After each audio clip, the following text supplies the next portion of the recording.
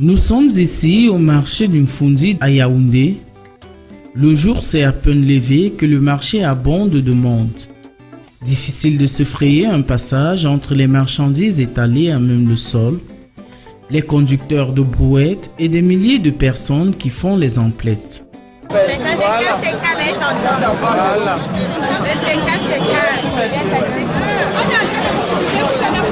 Visiblement, l'un des marchés les plus fréquentés de la capitale politique, le marché d'une Foundi est réputé pour son abondance en fruits et vivres frais. Dès l'ouverture, les vendeurs sont à l'ouvrage. Pour elles, c'est aux aurores que la journée démarre. Je viens au marché à 5 heures. Je me réveille à 4 heures. Et quand je viens au marché, j'ai arrangé mes marchandises. Je fais le lancement. 8 heures, il faut que je quitte la route. On balaye la route. Je me réveille à 4 heures, je m'apprête, je sors à 4h30. Donc j'arrive au marché, je commence à chercher la marchandise. Jacqueline était prédestinée à un bel avenir. Pourtant, le destin en a décidé autrement. Après avoir fait face à de nombreuses difficultés dans son ménage, elle décide de refaire sa vie. On m'a réfugiée dans un foyer que je n'enfante pas. Donc, je me suis retrouvée en route, donc il fallait que je fasse mon commerce pour que je puisse survivre.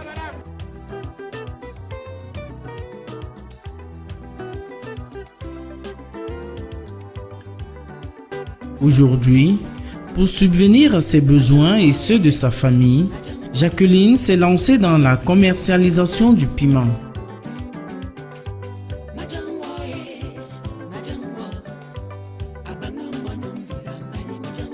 La vie de Bayam n'est pas facile, mais tu t'en sors quand même. Mon mari, quand il m'a répudié, il devait faire quoi? Alors qu'il était venu me chercher quand j'avais 17 ans. Et j'ai eu un CAP en comptabilité, il a refusé que je puisse travailler. Donc ses parents lui ont dit que quand une femme est belle, si elle travaille, le mariage va finir quick.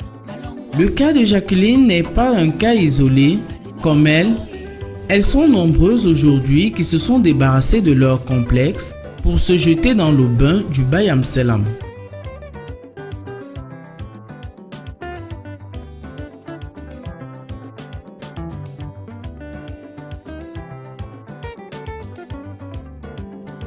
Il y a quelques années, l'activité des Bayam Selam était comme réservée aux femmes n'ayant pas fait d'études.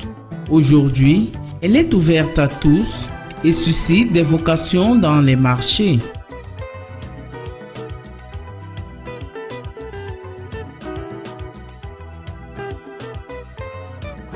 J'ai appris la coiffure, il n'y avait pas de travail, donc je suis venue me débrouiller pour vendre les condiments pour que vivre avec mes enfants. Mariées et mères de famille pour la plupart, ces Amazones parviennent autant que possible à allier leur activité commerciale et la vie de famille. Pour elles, il s'agit surtout d'une question d'organisation.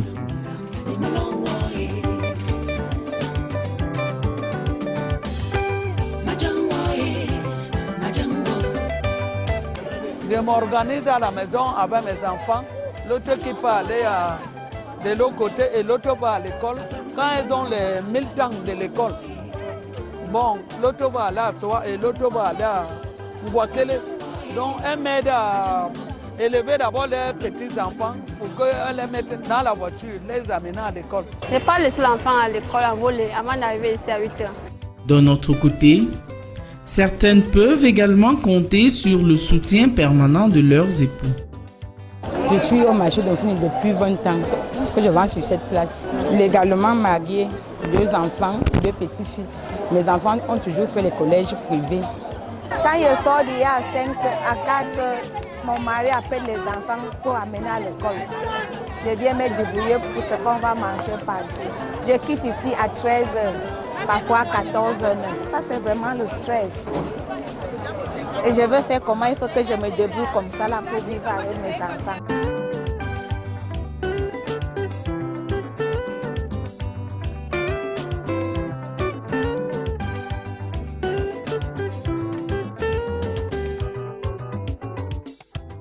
Au marché, l'activité n'est pas sans difficulté. Il faut non seulement braver les intempéries de toutes sortes, À cela s'ajoutent les cas d'agression et de vol, des tracasseries qui n'ébranlent pas leur courage.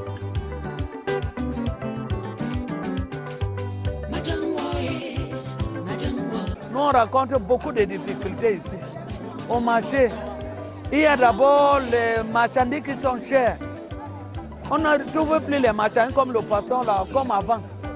C'est trop cher maintenant, on ne trouve pas le bon poisson. Ça pourrit ici parce qu'il n'y a plus les gens au marché. Oui. Tu trouves le plantain à côté de ton portail.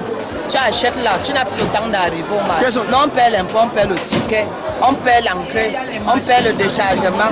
Mais il y a le marché partout dans les coins de la rue. Il n'y a pas les clients au marché. Ça pourrit. Parfois, il n'y a pas les occasions pour que ça arrive ici, là. Parfois, il n'y a même pas de moyens pour qu'on puisse même acheter. Et parfois même, on ne vend pas ici. Comme hier, on n'a pas vendu, on a mis l'embargo. Quand on ne paye pas les taxes, peut-être 500, comme on vend en route, parce qu'on nous défend de vendre en route. C'est difficile parce qu'il y a aussi la pluie que ça nous dérange. Même pour trouver la marchandise, il y a aussi le jour que tu cherches, même tu ne trouves même pas.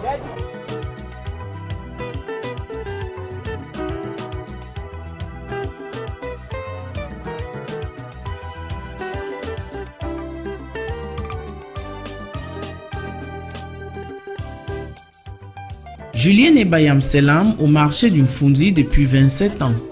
Son expérience, elle le met au service de ses camarades. Aujourd'hui, elle exerce la fonction de présidente du dit marché. Bonjour, ma. Bonjour. C'est la CATV, c'est par rapport à la journée internationale de la femme. Ah, ok. On est en train de filmer les commerçants, le marché, comment les présidents commencent à...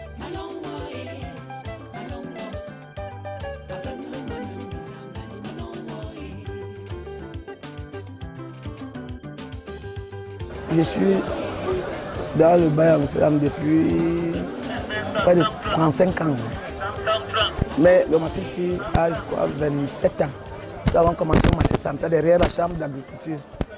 On appelait le marché des femmes. J'ai eu le CAP enseignant d'activité à l'époque. Bon, très jeune que je me suis marié, mon mari n'a pas aimé, n'a pas voulu que je puisse travailler. Alors moi je lui ai dit, moi je ne pouvais pas vivre comme ça. Tous ces grands qui sont aujourd'hui là, je crois qu'ils ont commencé par les petites activités avant de devenir grands. Sans que je suis forte, je peux faire autre chose pour ajouter un plus par rapport à ce qu'il fait. Et là, on va évoluer pour pouvoir héberger les enfants que nous avons dans les maisons. Alors j'ai préféré rentrer dans le commerce, mais ce n'était pas facile pour moi. C'était pas facile. Trop de problèmes, il ne voulait pas. Mais aujourd'hui, il a compris que vraiment, j'avais réfléchi à temps. Parce que si ce n'est pas ce petit commerce, on n'aurait pas pu évoluer par rapport à tout ce que nous avons aujourd'hui. Je rends grâce au Seigneur par rapport à ça, parce qu'il m'a donné aussi en même temps la santé. Son dynamisme et son sens des affaires lui valent un certain nombre de distinctions.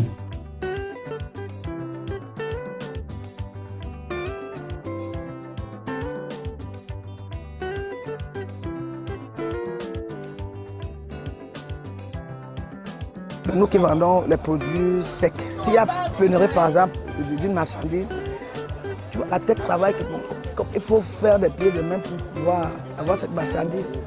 Bon, alors maintenant tout est déjà émancipé, on a le téléphone. Je fais l'administration et la politique en même temps. Je suis aussi présidente du comité de base du marché de Mfundi. Alors au niveau politique,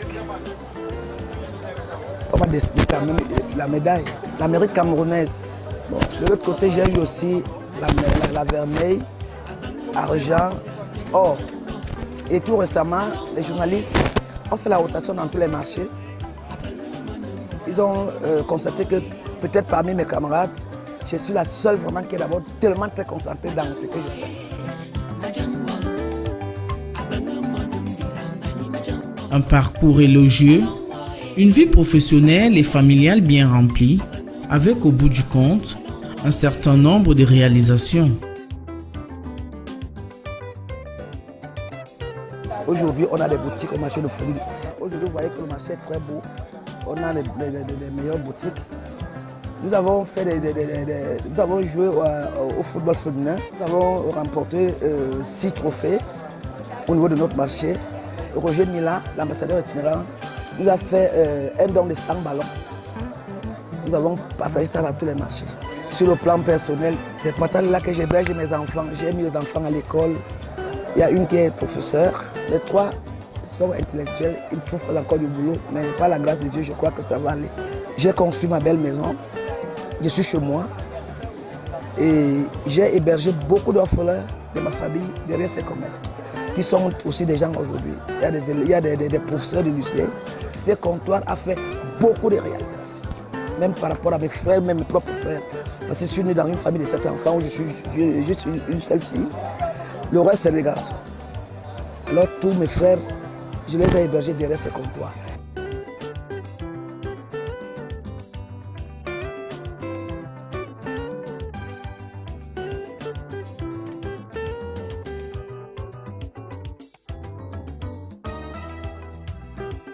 Au bout du compte, ces femmes courageuses qui s'activent avec détermination au quotidien contribuent d'une manière ou d'une autre au développement économique et social de notre pays.